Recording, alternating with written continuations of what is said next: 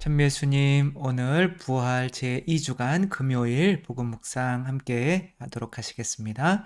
성부와 성자와 성령의 이름으로 아멘. 오늘 복음 묵상 내용은 바로 5천 명을 먹이신 기적인데요. 지금 이 장면은 예수님께서 이제 필립보에게 저들을 먹일 빵을 어디에서 사면 좋겠냐 이렇게 물어보는데 필립보가 지금 무슨 소리 하는 겁니까? 저들을 먹이려면 200데나리온도 부족할 텐데 어디서 사냐고 물어봤더니 왜 네, 아무튼 그렇게 믿음이 없는 이런 모습을 보이는 거죠. 그래서 요한복음의 특징인데 요한복음은 이 5천 명을 먹이시는 기적의 어떤 수혜자들이 바로 이 5천 명이 아니라 이 제자들을 위한 기적처럼 나와요. 그래서 이 제자들을 시험하셨다 이렇게 나오거든요.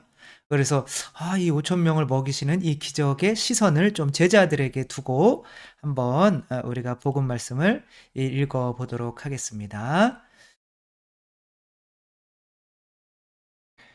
요한이 전한 거룩한 복음입니다. 그때 예수님께서 갈릴레아 호수 곧 티베리아스 호수 건너편으로 가셨는데 많은 군중이 그분을 따라갔다. 그분께서 병자들에게 일으키신 표징들을 보았기 때문이다. 예수님께서는 산에 오르시어 제자들과 함께 그곳에 앉으셨다. 마침 유다인들의 축제인 파스카가 가까운 때였다. 예수님께서는 눈을 드시어 많은 군중이 당신께 오는 것을 보시고 필립보에게 저 사람들이 먹을 빵을 우리가 어디에서 살 수 있겠느냐 하고 물으셨다. 이는 필립보를 시험해 보려고 하신 말씀이다. 그분께서는 당신이 하시려는 일을 이미 잘 알고 계셨다. 필립보가 예수님께 대답하였다. 저마다 조금씩이라도 받아 먹게 하자면 200데나리온어치 빵으로도 충분하지 않겠습니다. 그때 제자들 가운데 하나인 시몬 베드로의 동생 안드레아가 예수님께 말하였다. 여기 보리빵 5개와 물고기 2마리를 가진 아이가 있습니다만 저렇게 많은 사람들에게 그것이 무슨 소용이 있겠습니까? 그러자 예수님께서 사람들을 자리 잡게 하여라 하고 이르셨다. 그곳에는 풀이 많았다. 그리하여 사람들이 자리를 잡았는데 장정만도 그 수가 5천 명쯤 되었다. 예수님께서는 빵을 손에 들고 감사를 드리신 다음 자리를 잡은 이들에게 나누어 주셨다. 물고기도 그렇게 하시어 사람들이 원하는 대로 주셨다. 그들이 배불리 먹은 다음에 예수님께서는 제자들에게 버려지는 것이 없도록 남은 조각을 모아라 하고 말씀하셨다. 그래서 그들이 모았더니 사람들이 보리빵 5개를 먹고 남은 조각으로 12광주리가 가득 찼다.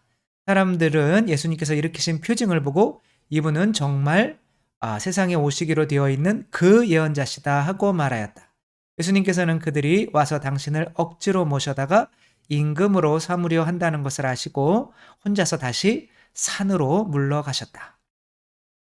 주님의 말씀입니다. 그리스도님 찬미합니다. 네, 오늘 복음에서 우리가 볼 수 있듯이 예수님께서는 당신이 5천 명을 먹이시는 기적을 이미 하려고 작정을 하셨지만 제자들을 시험하시는 거죠. 그렇죠? 이것을 통해서 제자들에게 어떠한 것을 깨닫게 하시기 위한 거죠. 그래서 오늘 복음에서 나오는 어떤 믿음의 수준은 두 단계로 나눌 수가 있죠. 그 두 단계 다 모자란 단계이지만 첫 번째 단계는 저들이 먹을 빵을 어디에서 사면 좋겠는가? 이건 내가 하겠다는 거거든요. 근데 마치 너보고 하라고 하는 것처럼 그걸 제가 어떻게 합니까? 라고 하는 거죠. 그쵸? 너 사제가 되라. 제가 그걸 어떻게 해요? 너 11조를 해라. 제가 그걸 어떻게 해요? 너 원수까지도 용서해라. 그걸 제가 어떻게 해요? 이렇게, 너 오른뺨 맞으면 왼뺨 돌려야 되라. 그걸 제가 어떻게 해야 돼요? 그러니까 이제 요한복음은 너희는 나 없이 아무것도 못한다라고 하는 거잖아요. 그래서 우리가 아무것도 못한다는 거를 고백하고 그럼 당신이 하세요. 그래야 되는 건데 그걸 제가 어떻게 해요? 그러니까 내가 굉장히 강한 거죠. 그렇죠? 근데 이제 여기에 또 두 번째 단계는 누가 나와요?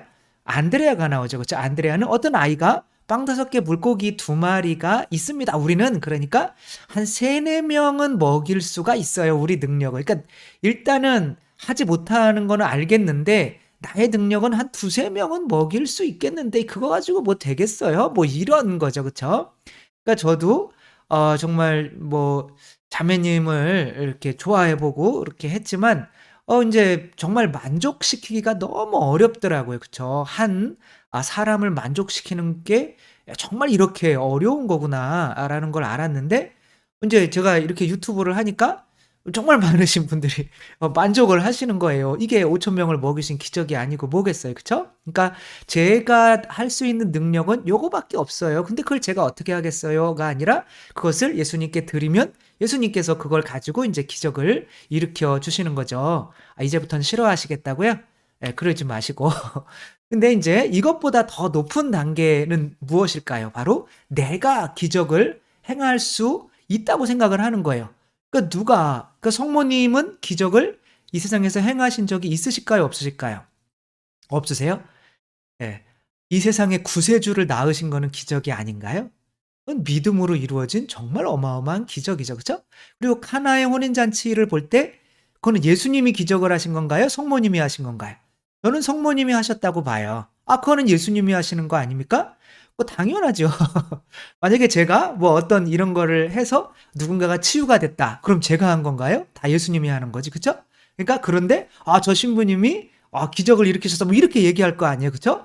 근데 그거는 어떤 인간도 기적을 행할 수는 없어요. 그런 능력이 없거든요. 그러니까 다 예수님이 행하시는 거예요. 근데 그 사람이 그 기적을 행할 수 있는 통과시켜 줄 수 있는 믿음이 있냐 없냐 그런 거죠. 그쵸? 근데 성모님만큼 믿음이 있어서 그 첫 번째 기적을 예수님에게 얻어낸 사람이 없는 거예요. 그러니까 성모님은 인제 이 똑같은 거예요. 5천 명을 먹이시는 상황이랑 똑같은 거예요. 이렇게 잔치인데 포도주가 떨어져 있는 상황이었던 거죠. 근데 저들을 어떻게 먹일까? 뭐 이런 걸 뭐 하지도 않아요. 그냥 빨리빨리 좀 먹여 줍시다. 저 인간들.' 저 인간들이 아니라 '저 사람들.' 뭐 이렇게 하니까 예수님이 '짜증나. 그러냐 할까?' 그래서 이렇게 기적을 행하신 거거든요. 첫 번째 기적을 술 만드는 데 써 가지고 전삼룡 신부가 술 마시면서 그것을 합리화하는 계기를 마련해 주신 거죠. 어쨌거나 이제 그런 식으로 성모님의 믿음이 완전한 거죠. 그래서 정말 이 믿음에 대해서 어떤 예화를 들어 드려야 되나 이렇게 보는데 믿음에 대해서 개신교가 굉장히 강조를 많이 하잖아요. 그쵸? 그래서 보니까 이용규 선교사라고 하시는 분이 3분 동안 이렇게 뭐 긴 거 중에 잘라서 3분 해 놓은 거겠죠, 유튜브에. 인제 듣는데 정말 한마디 한마디가 너무 다 옳더라고요. 지금 이 기적을 행해야 되는 우리의 그러니까 저도 그렇고 여러분도 지금 이 중간 위치에 있는 거거든요. 그러니까 예수님께서 저나 여러분을 써서 누군가를 먹이시려고 하는 거거든요. 그 기적을 행하시려고 하는 거거든요. 근데 우리의 자세가 이제 '내가 그걸 어떻게 합니까?' 그래서 나라는 게 또아리를 틀고 있어서 기적을 못 하고 있었던 것을 이제 그 강의에서 설명해 놓은 것이 있는데 정말 한마디도 빼놓을 수가 없겠더라고요. 그래서 그냥 제가 간추려서 이야기하는 것보다는 한번 이렇게 쭉 빠르게 읽어 드릴 테니까 이분이 어떠한 일을 하셨는지 "그게 진짜 믿음의 기적이에요."라고 하는 이 설교 말씀을 한번 들어 보시기 바랍니다. 호주에 가서 말씀을 전할 일이 있었습니다. 몇 교회를 다니는 가운데 많은 교회에서 부활에 대해서 십자가 사건에 대해서도 믿지 못하는 사람들이 아주 많다는 것을 알게 됐습니다. 이러면 안 되는데 그래서 보통은 제가 그렇게 안 하는데 제가 가야 할 교회 목사님하고 아침 식사를 할 때 제가 이렇게 얘기를 했어요. 이분들에게 정말 하느님을 경외하고 하느님을 신뢰하는 것이 필요할 것 같은데 몸이 아프신 분들을 위해서 좀 치유 기도를 할까요? 했더니 목사님께서 너무 좋은 생각이라고 저녁에 몸이 아프신 분들을 위해서 기도해 달라고 부탁하셨어요. 마음의 준비를 위해서 인제 거기 들어가기 전에 기도를 하는데 아무리 해도 오늘 하느님께서 일해 주시겠다라는 그런 어떤 기대감이나 감동이 생기지를 않는 거예요. 그래서 마음을 고쳐 먹었죠. 기도는 없는 거로 하고 조용히 들어가자. 집회 때 나와서 말씀을 다 전하고 나서 이제 들어가려고 하는데요. 갑자기 앞자리에 앉아 있던 담임 목사님이 저를 붙들고 "아픈 사람들 다 전화해서 나오라고 했는데 이게 무슨 소리입니까? 빨리 나가서 기도하세요. 아주 큰 소리로 무조건 기도해 주세요." 이렇게 했다는 거예요. 그래서 내려가다가 다시 인제 올라오는 거죠. 그래서 제가 앞으로 나오는데요. 도살장에 끌려가는 소 같은 느낌이었어요. 그런데 문득 그런 제 모습을 보면서 '아니 이 사람들에게 어떻게 믿음을 일깨워 줄까?' 했던 사람인데 보니까 제가 믿지 않고 있더라고요. 왜? 사람들이 나를 어떻게 보고 어떻게 이해할 것인가, 그것에 대한 관심이 나의 믿음을 가로막고 있다는 것을 그때 깨닫게 되었어요. 우리는 이게 자아라고 하는 거를 이미 다 알죠. 그쵸? 내 자존심, 내가 이제 살아있기 때문에 내가 살면 믿음이 죽는 거거든요. 이제 그건 아는데 이제 이분은 나에 대한 관심, 이렇게 이야기를 하고 있는 거죠. 그러고 나서 이렇게 기도했습니다. 하느님, 솔직히 저에게 믿음이 없습니다. 하지만 제가 한 가지 고백할 수 있는 게 있는데, 하느님은 이 믿음 없는 저를 통해서도 일하실 수 있다는 사실입니다. 네, 그리고 기도를 드렸어요. 그날 하느님께서 특별하게 역사하셔서 치유의 역사가 일어나는 것들을 경험할 수 있었어요. 이 치유의 역사가 일어나는 이 기적 안에서 정말 수혜를 본 사람은 누굴까요? 치유를 받은 사람일까요? 물론 그런 사람도 그렇겠지만 가장 치유를 많이 받은 사람은 이 선교사인 거죠. 그래서 믿음을 방해하던 내 자아가 죽는 게 가장 큰 기적이잖아요. 그죠? 제가 믿음 생활을 하면서 느끼는 것은 우리 앞에 놓여 있는 거대한 장벽, 이것이 없어지고 무너지고 길이 평탄케 되는 체험을 하는 것, 그것도 분명 믿음의 역사겠지만 그것보다 더 중요하고 근본적인 역사가 있어요. 그게 무엇이냐 하면요. 여러분 안에 또아리를 틀고 있는, 그러니까 여기 우린 또아리, 그 뱀이죠. 자아죠. 그죠? 근데 이분은 그걸 명확히 이야기는 하지 않지만 거의 깨달으신 것 같아요. 여러분 안에 또아리를 틀고 있는 자기에 대한 관심, 내가 너무 소중하다는 생각, 어떻게든 나를 지켜야 한다는 집착, 이게 자아죠. 그쵸? 이것이 뿌리채 뽑혀서 바다로 던져지는 것, 이 바다가 죽음인 것도 다 이해하고 계시는 것 같아요. 이게 진짜 믿음의 기적이에요. 왜냐하면요, 나에 대해서 갇혀 있고 나에 대한 관심이 나를 이끌어 가잖아요. 그러면 여러분은 절대 믿음의 역사를 향해서 한 발도 내딛지 못하게 돼요. 너무 대단하지 않아요? 그쵸? 내가 어떻게 내일 먹을 것을 준비하고 내 앞길을 챙길 것인가를 생각하는 것이 아니라 먼저 주님을 바라보는 것, 그게 믿음을 갖고 살아가는 사람의 삶 가운데 나타나는 모습이에요. 그게 믿음이라는 거예요. 네. 이분이 그러니까 정말 뭐 참 아주 높은 경지에 오르신 것 같아요. 그러니까 믿음이라고 하는 것이 결국 예수님께서 인제 요한복음은 믿음의 복음이잖아요. 믿음에 관해서 말씀을 하시는 거거든요. 그러니까 모든 요한복음을 볼 때는 믿음에 집중해서 봐야 되는 거예요. 그래서 여기서는 누구의 믿음을 높여 주려고 하는 건가? 그러니까 여기서는 제자들의 믿음을 높여 주려고 하시는 거죠. 이때 제자들은 내가 어떻게, 그러니까 '내가 어떻게 합니까?' 라고 '나는 못해요.'라고 하는 게 필립보의 믿음이고, '이거밖에 없는데 이거 했다가 창피당하면 어떡하지?' 이게 안드레아의 믿음인 거예요. 근데 성모 마리아의 믿음은 청하지도 않았는데 '좀 해 줘요 빨리.'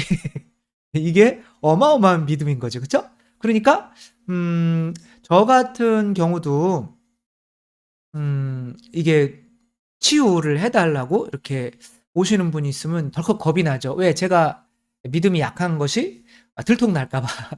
그렇지만 아프다고 오면은 무조건 안수해 주고, 무조건 뭐 병정 사 달라고 그러면 뭐 기침 뭐 "감기입니다." 병정사를 무조건 해 줘요. 왜냐하면 한 100번 해 주면 한 번 정도는 치유가 일어나거든요. 딱 이렇게 치유가 될 순간에, 인제 나을 순간에 이렇게 해 주는 순간이 있어요. 그러면 와 가지고 "신부님 치유됐어요." 막 그래요. 그러면은 "흐흐흐." 뭐 이런 게 있거든요. 그래서 아무튼 그렇게 하면 '아 그래 내가 믿음이 약하지만 그래도 나를 통해서도 일하는구나.'라고 하는 걸 통해서 내가 은총이 통과하는 하나의 통로잖아요. 그쵸? 분명히 내 안에는 믿음이 약해서 자아의 때가 끼어 있단 말이에요.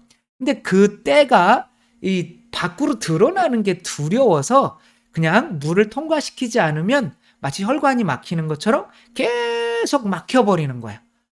내가 뭐 기도해도 잘 안 들어주는데. 그러니까 나를 위해서 기도하지 말고 다른 사람들을 위해서 기적을 청하세요, 계속. 예. 이 사람을 위해서도 기적을, '내 아들이 믿지 않는데 어떡하죠? 내 남편이 나오지 않는데 어떡하죠?' 기적을 청하세요, 여러분.